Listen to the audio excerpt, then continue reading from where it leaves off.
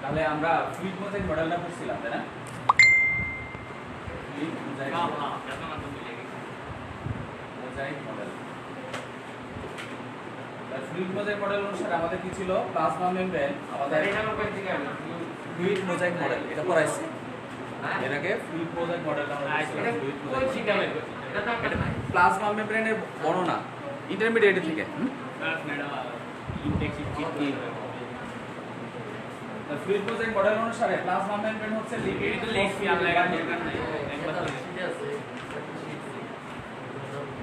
Phospholipid বাইলিয়েটেড lipid তাই না? আর এর মধ্যে কিছু প্রোটিন থাকে। এই প্রোটিনটাকে কি বলে? কি আজকে বলে সিরিয়াস কথা বুঝা না, কারণ অ্যাসাইনমেন্টটা প্যারা এমনি বহুত আসি আপনারা বুঝা না কিছু অ্যাসাইনমেন্ট তো শেষই কয়দিন করতে লাগে অ্যাসাইনমেন্ট? আমার মাথাতে কিছু ঢুকতো না, আমি তো বুঝতে পারবি?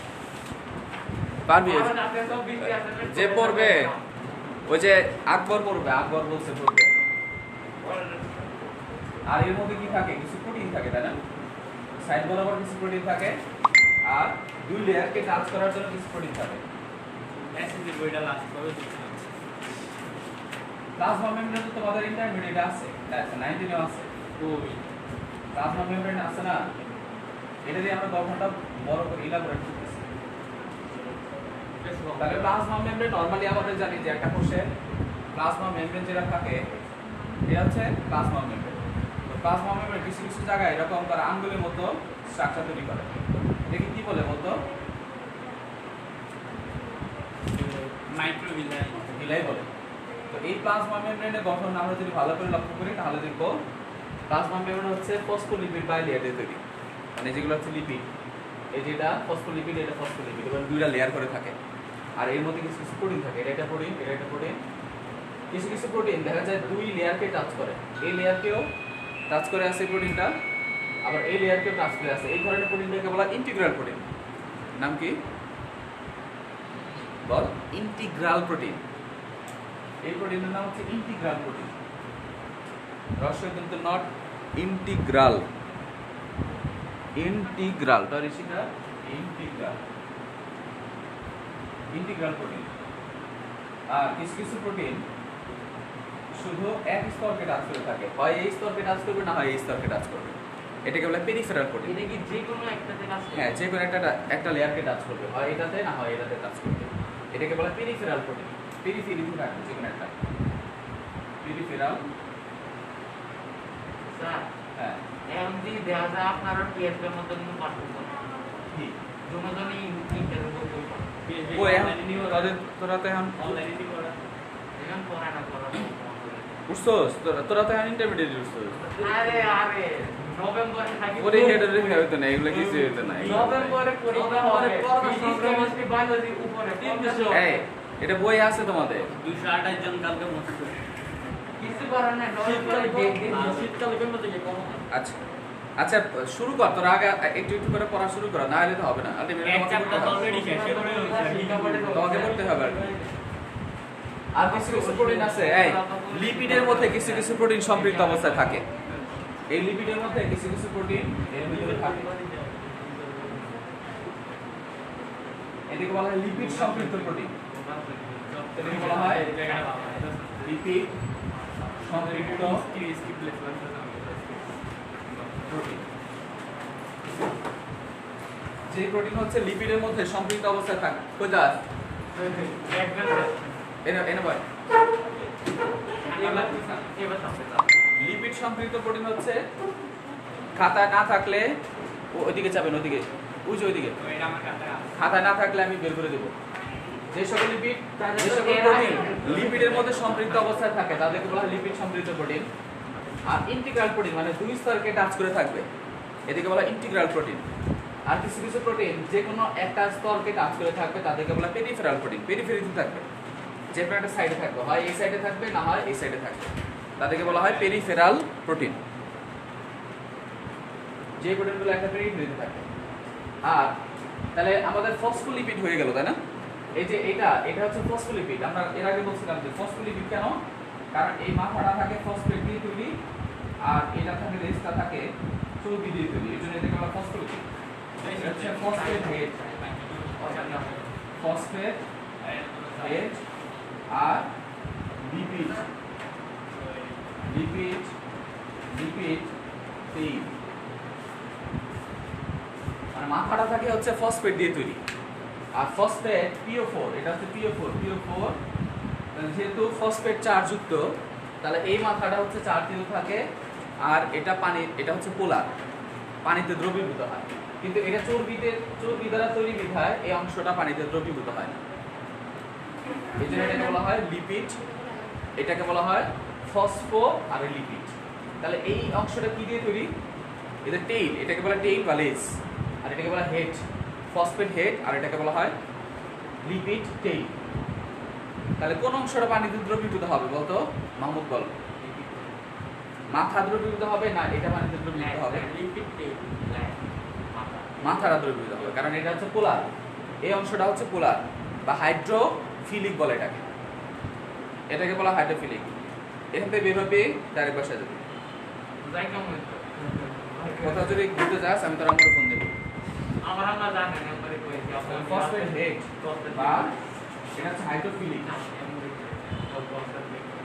হাইড্রোফিলিক, এটা হচ্ছে হাইড্রোফোবিক,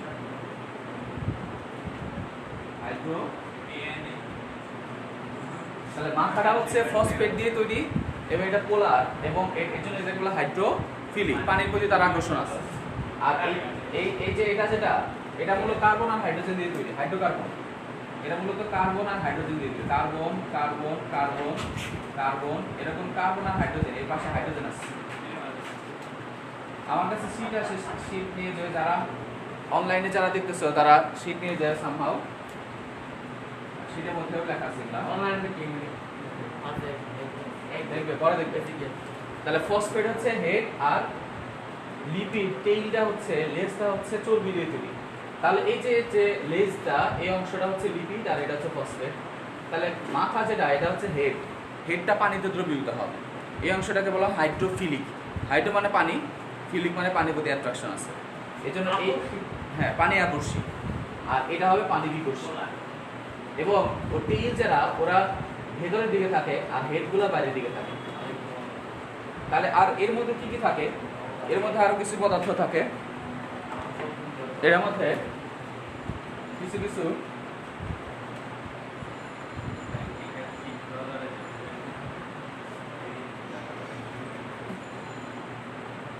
কিছু কিছু গ্লুকোজ এই লিপিডের সাথে সম্পৃক্ত থাকে, এদেরকে বলা হয় গ্লাইকোলিপিড। গ্লুকোজ এর সাথে লিপিড, এটা তো লিপিড সম্পৃক্ত অবস্থা আছে, এটাকে বলা হয় গ্লাইকোলিপিড, এটাকে গ্লাইকোলিপিড বলে।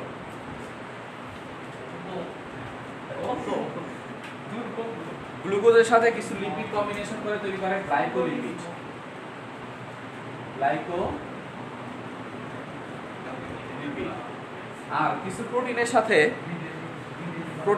যুক্ত হয়ে তৈরি করে গ্লাইকোপ্রোটিন।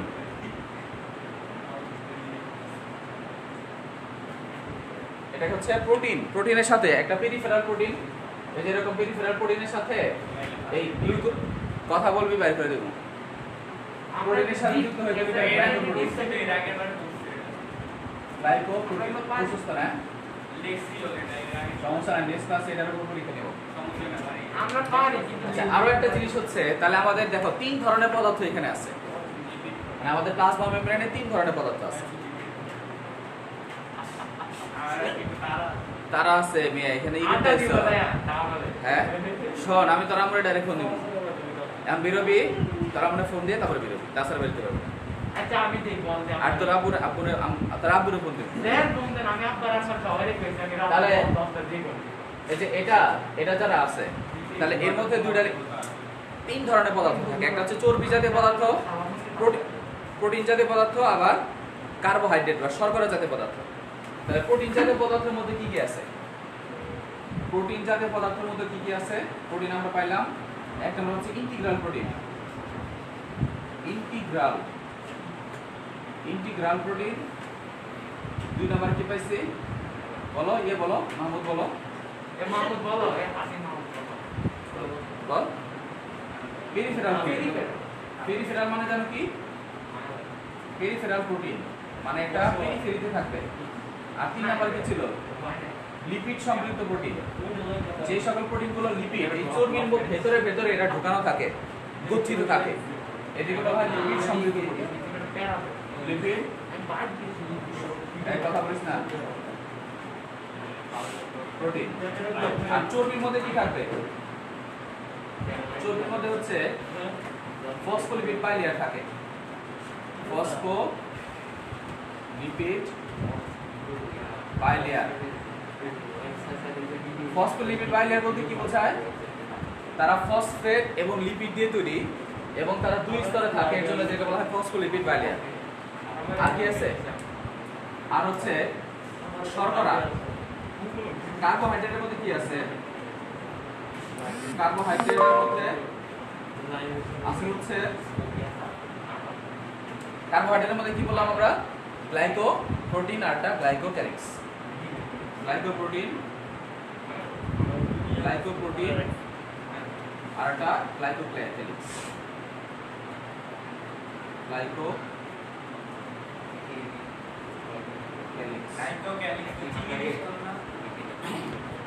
আর এদেরকে একসাথে বলা হয় গ্লাইকোপ্রোটিন, মানে গ্লুকোজের সাথে প্রোটিন কম্বিনেশন করে যেটা হয় এটাকে বলা হয় গ্লাইকোপ্রোটিন।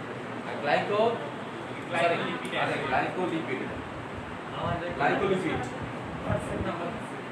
গ্লুকোজের সাথে লিপিড, হ্যাঁ গ্লাইকোক্যালিক্স। এদের দুজনকে একসাথে বলা হয় গ্লাইকোক্যালিক্স। হ্যাঁ চিনি বিস্তারিত। চিনি মানে তো কার্বোহাইড্রেট। চিনি বলতে বোঝায় শর্করা, ঠিক আছে? শর্করাকে চিনি বলে। কার্বোহাইড্রেট, গ্লাইকোপ্রোটিন, গ্লাইকোলিপিড, এদেরকে একসাথে বলা হয় গ্লাইকোক্যালিক্স।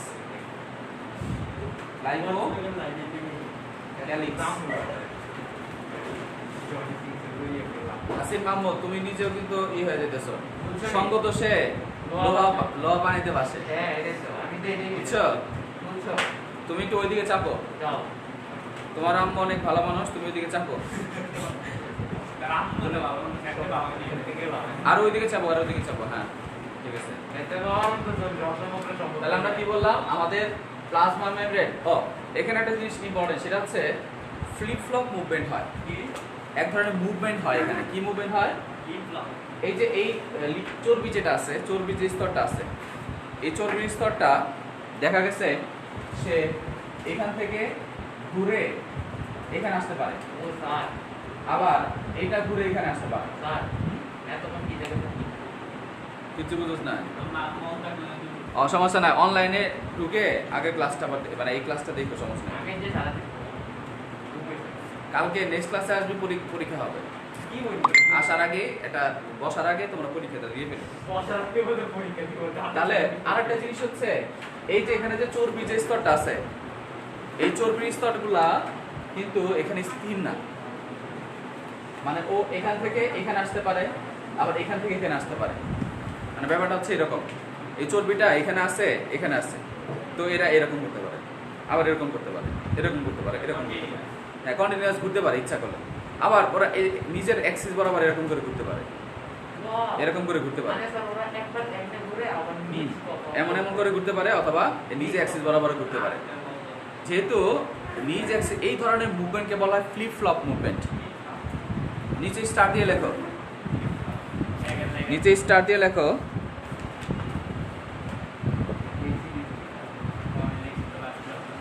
লেখো, লিপিড অণু তরল পদার্থের ন্যায় ঝিল্লির একই স্তরে স্থান পরিবর্তন করতে পারে। লেখেন, এই খাতা না থাকলে বের করে দেবো। লেখা আছে, কথাটা লেখা আছে তোর কাছে? কই লেখা আছে? ফ্লিপ ফ্লপ মুভমেন্ট লেখা আছে, লেখো, বের করো। লেখো যে লিপিড অণু তরল পদার্থের ন্যায়, লিপিড অণু তরল পদার্থের ন্যায়, লিপিড অণু তরল পদার্থের ন্যায়, তরল পদার্থের ন্যায় ঝিল্লির একই স্তরে, ঝিল্লির একই স্তরে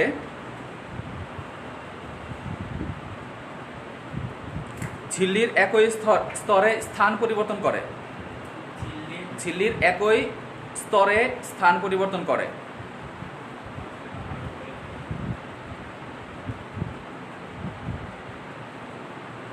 একই স্তরে স্থান পরিবর্তন করে, কমা দিয়ে লেখো, নিজ অক্ষ বরাবর ঘুরতে পারে, নিজ অক্ষ বরাবর ঘুরতে পারে, নিজ অক্ষ বরাবর ঘুরতে পারে এবং পাশে ব্যাপিত হয়। নিজ অক্ষ বরাবর ঘুরতে পারে এবং পাশে ব্যাপিত হয়। ব্যাপিত মানে ব্যাপিত হওয়া, এখান থেকে এখানে যাবে, এখান থেকে এখানে আসবে, পাশে চলে যেতে পারে, পাশে ব্যাপিত হয়। এই ধরনের চলনকে ফ্লিপ ফ্লপ মুভমেন্ট বলে।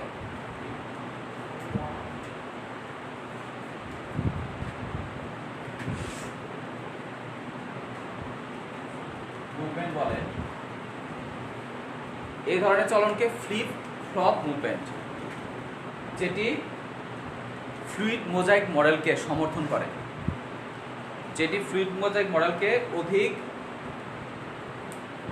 অথবা যেটি ফ্লুইড মোজাইক মডেলকে সমর্থন করে।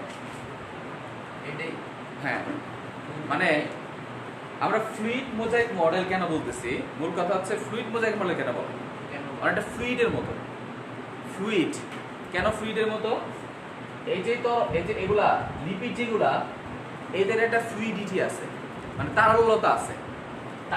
তারল্যতা মানে কি, যে তরলের মতো প্রপার্টিস, মানে তরল কি কি করতে পারে, এক জায়গা থেকে আর যেতে পারে।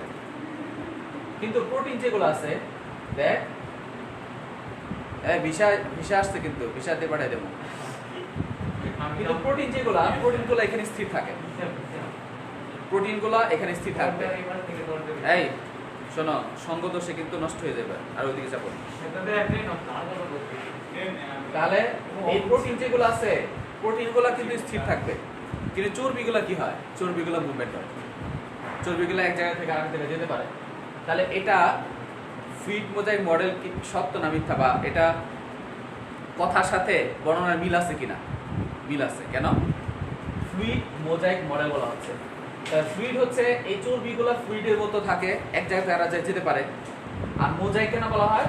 কারণ প্রোটিনগুলা এর মধ্যে দাঁড়ায় থাকে, মানে প্রোটিনগুলো স্ট্যাটিক হয় না। মোজাইক মানে কি? মোজাইক হচ্ছে কোথাও সমতল আছে, তার মধ্যে কিছু কিছু সুন্দর জিনিসপত্রগুলো দাঁড়ায় আছে, এগুলো মোজাইক করা বলে না, এরকম। দ্যাট মিনস ওর মধ্যে বাকি অংশগুলো তোমার এটা হচ্ছে এর মতো থাকবে, মুভমেন্ট করতে পারবে, কিন্তু প্রোটিন যেগুলো আছে এরা স্ট্যাটিক, যেখানে আছে সেখানে থাকে। যেটাকে অনেকটা দেখতে কিসের মতো লাগে? হ্যামবার্গারের মতো বা আইসবার্গের মতো লাগে। আইসবার্গ মানে কি?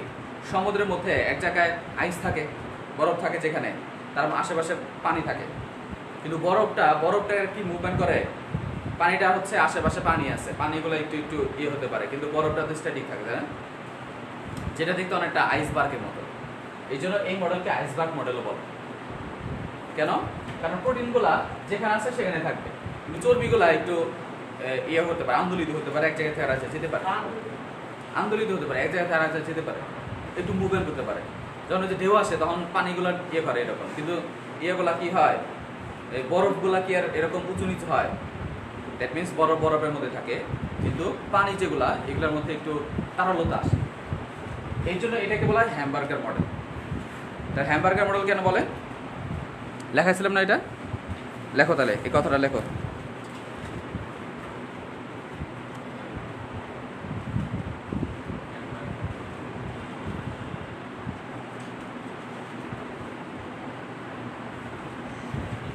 লেখো লিপিড অণুর মধ্যে নিচে স্টার দিয়ে লেখো, সবগুলা তো আবার সিটে পাইবা না। লেখো লিপিড অণুর মধ্যে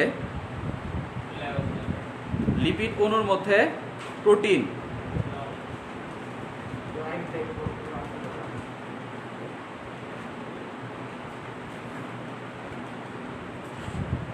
লিপিড অণুর মধ্যে প্রোটিনের বিন্যাসকে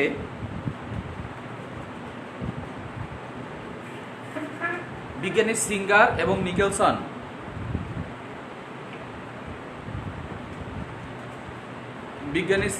নিকেলসন সিঙ্গার এবং নিকলসন সমুদ্রতলে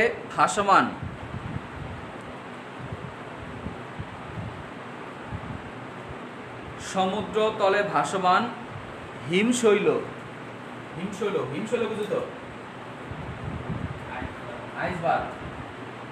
আইসবার্গ মানে কি? বড় বড় আইস আছে, যেতে হ্যাঁ একদম পাহাড়ের মতো আইস থাকে। ভাসমান হিমশৈল এর সাথে তুলনা করেন।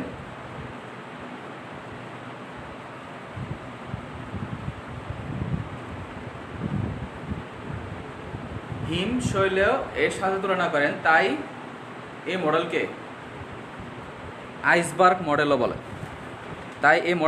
আইসবার্গ মডেল বলে।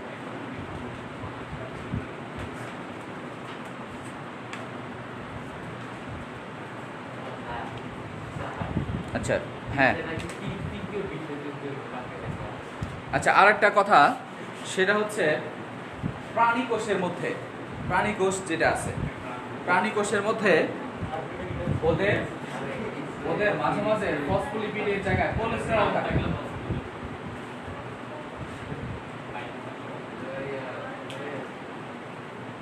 তাই একে কি বলে?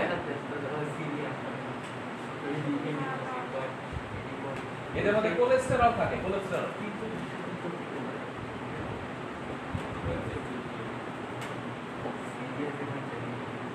তারপরে স্টার দিয়ে লেখো নিচে। এই জিনিসটা বোঝা গেছে।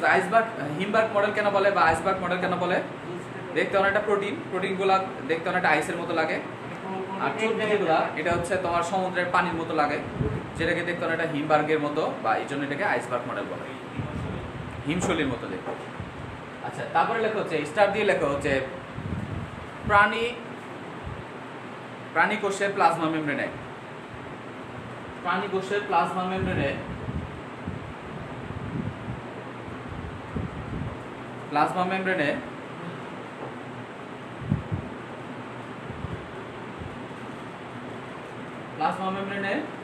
কোলেস্টেরল থাকে, প্লাজমা মেমব্রেনে কোলেস্টেরল থাকে।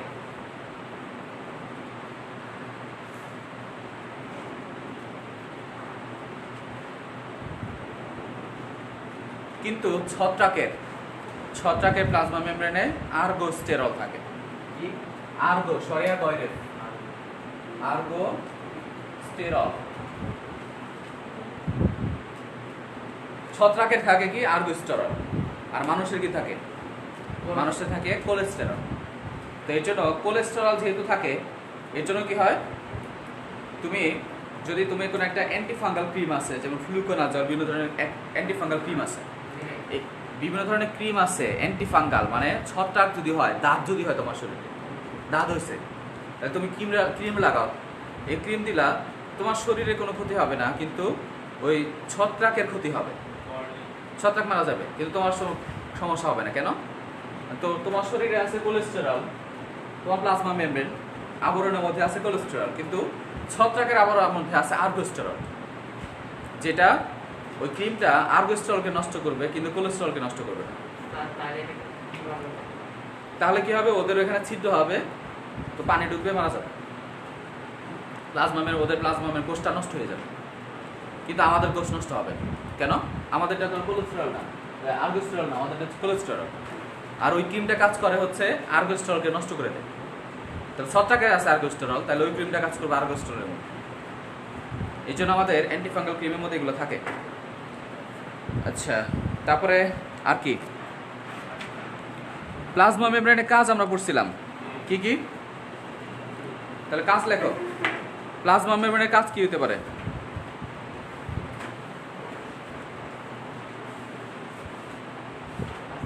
দেখো এখানে খুব ইম্পর্টেন্ট একটা বিষয়,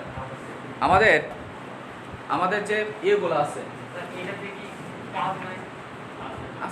তাহলে কাজটা দেখে নিও এখান থেকে, কাজটা ওই যে লিখছি তো, তাহলে কাজটা একটু দেখো। আমাদের যেগুলা আমাদের কিছু কিছু উপাদান আছে যেগুলো হচ্ছে চর্বির ভেতর দিয়ে যেতে পারে, ডাইরেক্ট চর্বির ভেতর দিয়ে বসে করতে। বাইরে থেকে তুমি একটা জিনিস, চর্বি জাতীয় জিনিস খাইলা, কিছু ওষুধ আছে, স্টেরয়েড জাতীয় যে ওষুধগুলো আছে, এরা কি করে? একদম প্লাজমা মেমব্রেন ভেদ করে ডাইরেক্ট কোষে ঢুকে। কিন্তু যারা হচ্ছে নন স্টেরয়েডাল যে ওষুধগুলো আছে ওরা কিন্তু ডাইরেক্ট ঢুকতে পারে না। স্টেরয়েড জাতীয় যে ওষুধগুলো ওরা চর্বিতে দ্রবণীয়, মানে এই যে চর্বির লেয়ারটা ভেদ করে সে ডাইরেক্ট যেতে পারবে। কিন্তু যারা চর্বিতে দ্রবণীয় না যেগুলা ওরা কিন্তু যেতে পারবে না। তাহলে ওদের যাওয়ার জন্য রাস্তা কোনটা? এই যে প্রোটিন। এই প্রোটিনের মধ্যে একটা ছিদ্র থাকে, চ্যানেল থাকে, যেটাকে বলা হয় বিভিন্ন চ্যানেল, যেমন চারপাশ দিয়ে বাউন্ডারি আছে, আর যাওয়ার রাস্তা হচ্ছে এটা, তাই না? তো এরকম বাতাস, দেখো বাতাসের কথা যদি চিন্তা করি, বাতাস সব দিক দিয়ে ঢুকতে পারতেছে, ওই জানালা দিয়ে এই জানালা দিয়ে সব জানালা দিয়ে ঢুকে। কিন্তু মানুষ ঢুকার জন্য কি হবে? এই দিক দিয়ে রাস্তা আছে। এরকম এরকম তোমার প্লাজমা মেমব্রেনও হচ্ছে সব দিক দিয়ে চর্বিতে সম্পৃক্ত যারা তারা ঢুকতে পারবে। কিন্তু যারা পানিতে দ্রবীভূত তাদের জন্য চ্যানেল লাগে, চ্যানেল বিভিন্ন ধরনের ক্যারিয়ার প্রোটিন লাগে। এই যে প্রোটিনগুলো কি করে, ওই যে আমরা এই প্রথমে ওরা গিয়ে এখানে বসবে, এখানে বসার পর কিছু কিছু আছে এখানে গিয়ে বসবে। এই ওষুধ সাপোজ একটা ওষুধ, সে চর্বিতে দ্রবণীয় না, ওদের না না কিছু কিছু ওষুধ আছে যেগুলো ওদের রিসেপ্টর বিভিন্ন জায়গায় থাকে। তাহলে ওই মানে ওষুধটা বানানো হচ্ছে এরকম, এবং ওষুধের প্রপার্টিস হচ্ছে তারা চর্বিতে দ্রবীভূত না। তাহলে ওদের যাওয়ার রাস্তা কোনটা? হয় এটা না হয় এটা, এই সকল প্রোটিন। আর এখানে যদি বসে এই প্রোটিনটা এটাকে ভেদ করে ভেতরে নিয়ে যাবে, অথবা এখানে যদি বসে এর মধ্যে যদি চ্যানেল থাকে তাহলে চ্যানেলের মধ্যে দিয়ে সে ঢুকবে, ঢুকে এক কোষ থেকে অন্য কোষে চলে যাবে। তাহলে এটা কাজ কি? তাহলে সে একটা বৈষম্যভেদ পর্দা হিসেবে কাজ করে। তাহলে কথাটা লেখো, এটা কাজের মধ্যে লেখো যে এটি একটি বৈষম্যভেদ পর্দা।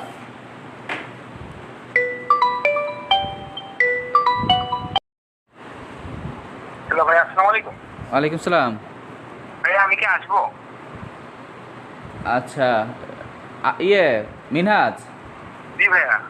আচ্ছা, কই আসবা? ভাইয়া কর্মঘাটের সামনে আছি। আচ্ছা, আমি ফোন দিব নি তোমারে। হ্যাঁ মানে ভাই আপনি ফোন দিলে বের হইতাম। হ্যাঁ, এখন না। আচ্ছা ঠিক আছে ভাইয়া। তাহলে কি বললাম? এই প্রোটিনগুলো কি হয়, ওদের সবার জন্য কিন্তু সবার রিসেপ্টর নেয়। বৈষম্যভেদ পর্দা কেন বলে? কারণ এর মধ্যে দিয়ে সকল উপাদান যেতে পারে না।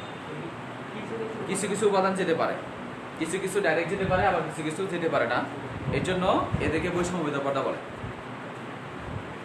তাহলে এদের কাজ কি হবে? বস্তু রক্ষা করা। এই কাজগুলো লেখা আছে, এগুলো করে নিবা। নিয়ন্ত্রণ করা, that means control and coordination, মানে কি কি পদার্থ ভিতরে ঢুকবে না ঢুকবে এটা নিয়ন্ত্রণ করবে। তারপরে হচ্ছে বিভিন্ন পদার্থ স্থানান্তর করবে, বিভিন্ন বৃহদাণু সংশ্লেষণ করে। বৃহদাণু বলতে প্রোটিন বোঝাচ্ছে, বিভিন্ন এনজাইম আর প্রোটিন এগুলো তৈরি করবে। নেক্সট হচ্ছে তথ্যের ভান্ডার হিসেবে কাজ করে, বিভিন্ন ইনফরমেশন এখান থেকে পাওয়া যায়। বাকিগুলো পড়বা, লেখা আছে মনে হয় এখানে, না? আচ্ছা আচ্ছা, সাইটোপ্লাজম এবং বিভিন্ন অঙ্গাণু। আমরা এখন পড়বো সাইটোপ্লাজমের মধ্যে বিভিন্ন অঙ্গাণু বলে।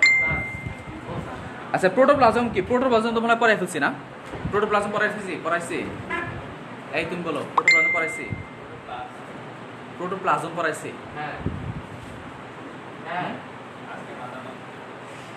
মাথা নষ্ট। প্রোটোপ্লাজম পড়াইছি? আচ্ছা, প্রোটোপ্লাজমকে কাকে জীবের ভৌত ভিত্তি বলে বলো? প্রোটোপ্লাজমকে কেন বলে? কারণ সকল কাজ এই প্রোটোপ্লাজমের মধ্যে হয়। আর প্রোটোপ্লাজম, হ্যাঁ, সকল ধরনের বিক্রিয়াগুলো এই প্রোটোপ্লাজমের মধ্যে হয়। এবং কার মধ্যে যদি প্রোটোপ্লাজম থাকে তাহলে ওই কোষটা কি হবে? জীবিত। আর যদি না থাকে তাহলে কোষটা মৃত হবে। এই জন্য এটাকে বলা হয়, প্রোটোপ্লাজমকে কি বলে? ভৌত ভিত্তি বলে। মানে ভৌত অবস্থায় সে জীবিত আছে না মৃত আছে সেটা নির্দেশ করে, ফিজিক্যাল বেসিস অফ লাইফ। এখন আমরা যেটা পড়বো, ঝিল্লিবদ্ধ অঙ্গাণু পড়াইছি, ঝিল্লিবিহীন অঙ্গাণু পড়াইছি, তাই না? কোষের মধ্যে কারা কারা ঝিল্লিবদ্ধ আছে, কারা কারা ঝিল্লিবিহীন আছে, এগুলো আমরা পড়বো। সাইটোপ্লাজমের অঙ্গাণুর মধ্যে আমরা রাইবোজোম পড়বো আজকে।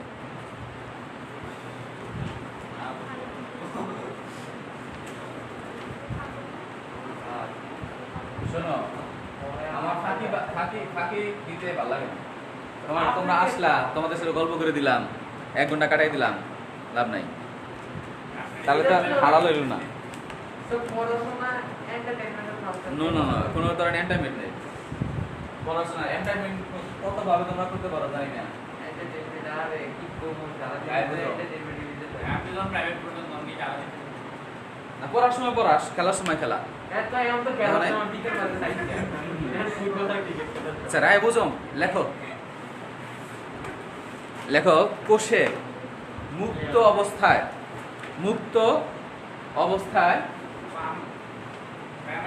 অথবা অথবা এন্ডোপ্লাজম জালিকা কয়টায়? আজকে 4:30 এই যে এখন ইশারা দিব তো।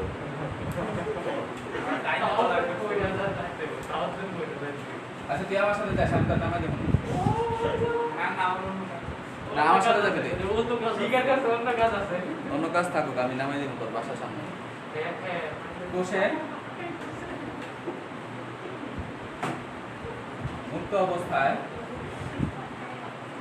অথবা এন্ডোপ্লাজমিক জালিকার সাথে স্যার আমার একটু নামে দিন রাজন এন্ডোপ্লাজমিক জালিকা এটা হলো স্যারের জন্য আমাদের সাথে যে ক্ষুদ্র বস্তুকণা যুক্ত থাকে তাকে রাইবোজোম বলে। তাকে রাইবোজোম বলে। মানে এরা ফ্রি অবস্থায় থাকতে পারে অথবা লিখতেছিস না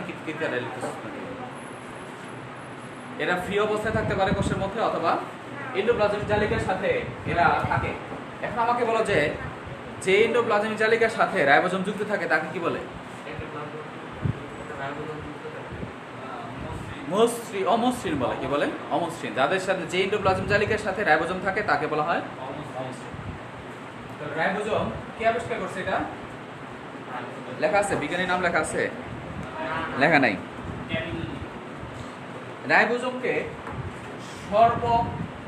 মানে ইউনিভার্সাল বা সর্বজনীন অঙ্গাণু বলে। কেন বলো? রাইবোজোমকে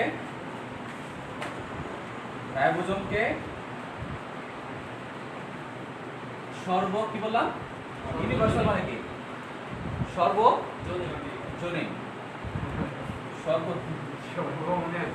সর্বজনীন অঙ্গাণু বলে। কেন? কারণ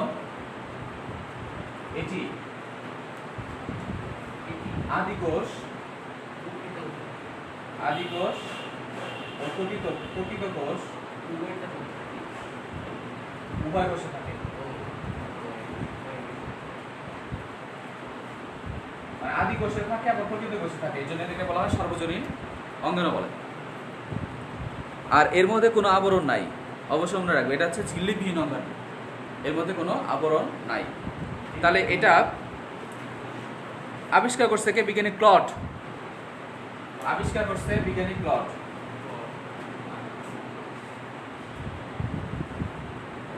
বিজ্ঞানী ক্লড কত সালে? সাল লাগবে না। যকৃত কোষে সাইটোপ্লাজমকে সেন্টিফিজ করে আরএনএ এর সাথে এটা কাহিনী করে কোষে পৃথক করে নাম দেয় মাইক্রোজোম। হ্যাঁ, বিজ্ঞানী ক্লড এই নাম দেন, নামকরণ করেন। এগুলো তো বই দিয়ে সবগুলা ইনফরমেশন আগে লিখতেছি না। না এগুলো সব মনে থাকবে না, যেগুলো মনে থাকবে সেগুলো আমি লিখতেছি। আচ্ছা, এদেরকে তাহলে এরা কয় ধরনের আছে? রাইবোজোম টাইপ যদি করি তাহলে এটা হবে 2 ধরনের। তাহলে প্রকারভেদ, হ্যাঁ এটা প্রকারভেদ যদি আমি বলি, এরা 2 ধরনের।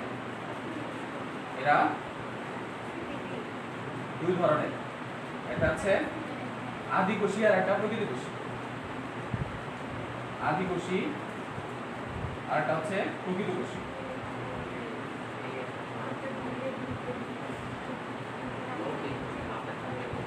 একটা 70s আর একটা 80s। আর 70s আর 80s তারা আলাদা আলাদা। প্রকারভেদ কি বুঝাচ্ছে?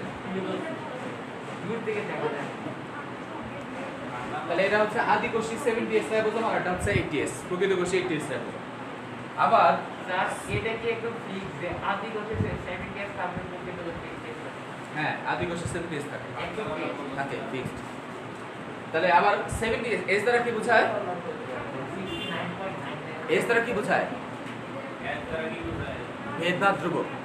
এজ দ্বারা বোঝায় ভেদবার। এজ দ্বারা বোঝায় ভেদবার কনস্ট্যান্ট। এজ দ্বারা বোঝায় ভেদবার কনস্ট্যান্ট। বিজ্ঞানী ভেদবার এই রাইবোজোমকে আলাদা করছে ঝাঁকাইছে, ঝাঁকানোর পর ছেড়ে দিছে। ছেড়ে দেওয়ার পর কিছু কিছু রাইবোজোম তাড়াতাড়ি করছে নিচে, আর কিছু কিছু আস্তে আস্তে করছে।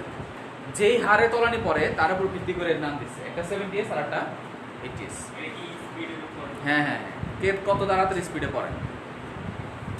তাহলে এই 70s এবং 80s, 70s এর আবার সাব ইউনিট আছে।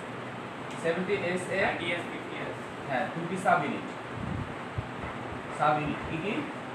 30s 30 এবং 50s। আর 80s এর কয়টা আছে? দুইটা দুটি সাব ইউনিট আছে, একটা কি 40s আর একটা 60s। তাহলে দুইটা সাব ইউনিট, এর হচ্ছে দুইটা আর ওর হচ্ছে একটা। আর কোথায় থাকে নরমালি? সবচেয়ে বেশি থাকে রাইবোজোমের প্রধান উপাদান হচ্ছে প্রোটিন এবং আরএনএ। রাসায়নিক যদি বলি এরা কি দিয়ে তৈরি? মেইনলি প্রোটিন এবং আরএনএ। রাইবোজোমগুলো মেইনলি হচ্ছে আরএনএ দিয়ে তৈরি এবং প্রোটিন এবং আরএনএ। এই কার সাথে কথা কস? বলা কিছু না, এটা রাম করে ফোন দিবে আমার। কি এরা মূলত প্রোটিন তাহলে তো রাম করে ফোন দিবে। এটা বই আবার কিন্তু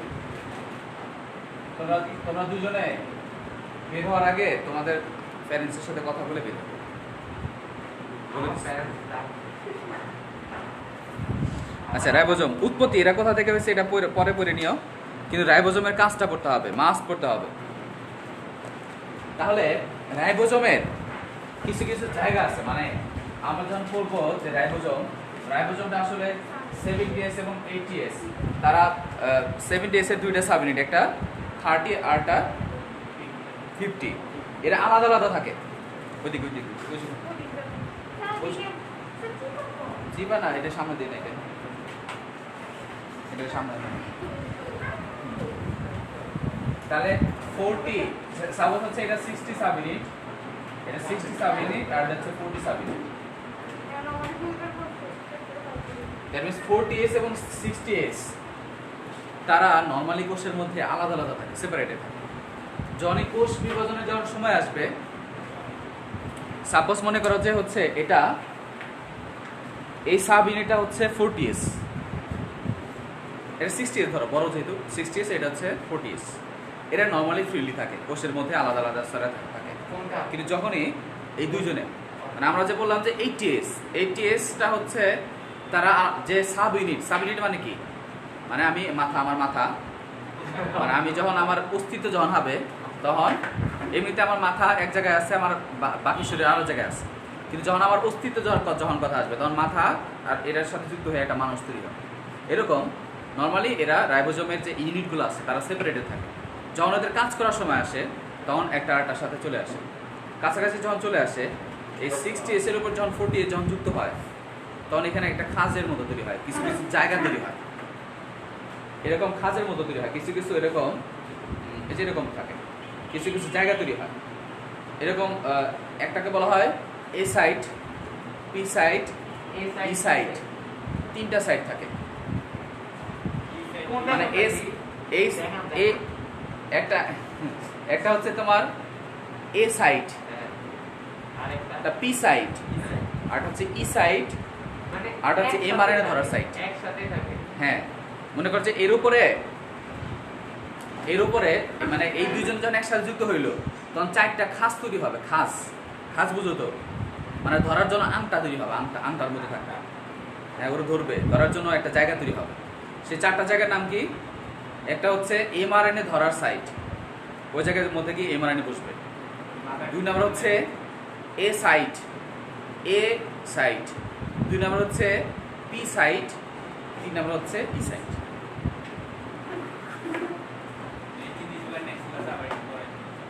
আবার বলি দেখো, তাহলে এই যে বিশেষ করে 6টিএস যে রাইবোজোম, এই 6টিএস রাইবোজোমের উপর একটা স্তর থাকে যার উপর এমআরএনএ বসে। এটা হচ্ছে একটা এমআরএনএ। এমআরএনএটা কি করে আমরা বলবো, এটা মনে করো একটা আরএনএ, মনে করো এই যে এটা একটা আরএনএ, আরএনএ একটা টাইপ যেটাকে মেসেঞ্জার আরএনএ, যেটাকে মেসেঞ্জার আরএনএ। এটা হচ্ছে এমআরএনএ, মানে 6টিএস আর 4টিএস রাইবোজোম যখন যুক্ত হবে একটার সাথে, তখন এখানে 4টা খাস তৈরি হবে, 4টা জায়গা তৈরি হবে, স্থান তৈরি হবে। তাহলে একটা হচ্ছে এমআরএনএ বসার সাইট, 2 নম্বর হচ্ছে এ সাইট, এই যে এখানে হতে হবে এ সাইট, এটাকে বলা হয় এ সাইট। আর এটা হচ্ছে এমআরএনএ বসার স্থান, এমআরএনএ বসার ওই পাশে ওই এই যে এমআরএনএ এর উপর দিয়ে বসছে। তারপর হচ্ছে 4টিএস, এটা আর হচ্ছে পি সাইট, এটা সংখ্যাটা কি নির্দিষ্ট কি কয়টা বলবে? এমআরএনএ একটাই বসবে, একটা? একটা এমআরএনএ এর উপর দিয়ে বসবে। আমরা পড়বো আরো আস্তে আস্তে শিখবা। তাহলে একটা হচ্ছে এ সাইট, একটা পি সাইট, আর একটা হচ্ছে ই সাইট। এটাকে বলা হয় ই সাইট। তাহলে কি কি বললাম, যেমন 60টিএস আর 4টিএস, হ্যাঁ এ বি হ্যাঁ, এতে হচ্ছে amino acyl site, A site অথবা amino acyl site, amino acyl site. P site হচ্ছে পেপটাইড,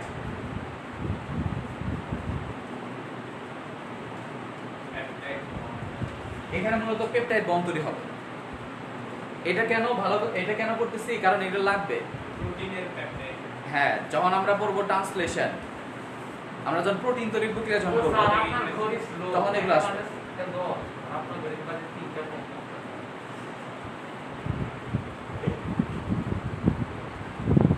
4:03 বাজে। আচ্ছা, আরেকটা কি ই সাইড মানে এক্সিট। এদিক থেকে দিয়ে না এক্সিট সাইড মানে হচ্ছে এদিক থেকে কিছু বের হয়ে যাবে। আমরা আপাতত পড়বো, কিন্তু এই সাইডগুলোর নাম জানো। তাহলে একটা বললাম এমআরএনএ ধরার সাইড, তারপরে এ সাইড, পি সাইড আর একটা ই সাইড, 4টা জায়গা থাকে। তাহলে এমআরএনএ ধরার সাইডের মধ্যে এমআরএনএ বসবে, আর এ সাইড অ্যামাইনো অ্যাসিড সাইডের মধ্যে ট্রান্সফার আরএনএ ঢুকে। তাহলে এই কথাগুলো লেখো এটা কি তারা লেখোস না কেন লেখ। স্যার এটার নাম এক তাহলে সাইড কেন দিচ্ছে?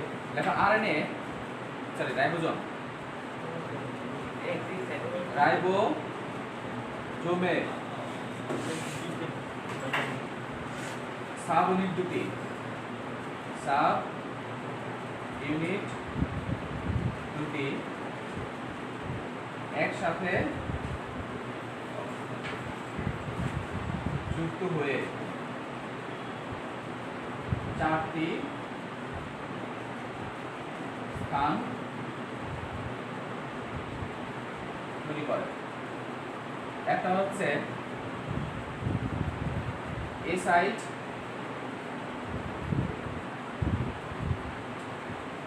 হচ্ছে ই সাইট,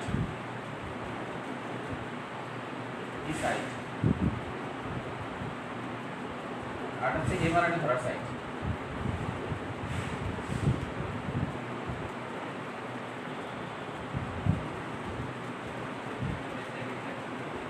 তাহলে এ সাইড হচ্ছে এদিক দিয়ে টিআরএনএ প্রবেশ করে। পি সাইড হচ্ছে এখানে প্রোটিন তৈরি হয়, প্রোটিন এর পেপটাইড বন্ড, পেপটাইড বন্ধন তৈরি হয়। আর ই সাইড হচ্ছে এদিক দিয়ে TRNA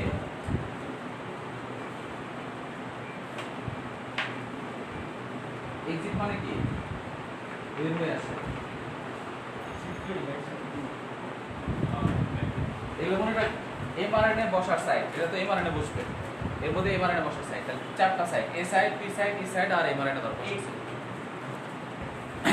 আজকে এই পর্যন্ত থাকবে রাইবোজোমের কাজটা HW করে নিয়ে আসবা শীটের মধ্যে লেখা আছে না শীটের মধ্যে হ্যাঁ রাইবোজোমের কাজ আর নেক্সট ক্লাসে এই রাইবোজোমের তো কাজ নাই এই কাজগুলো লেখো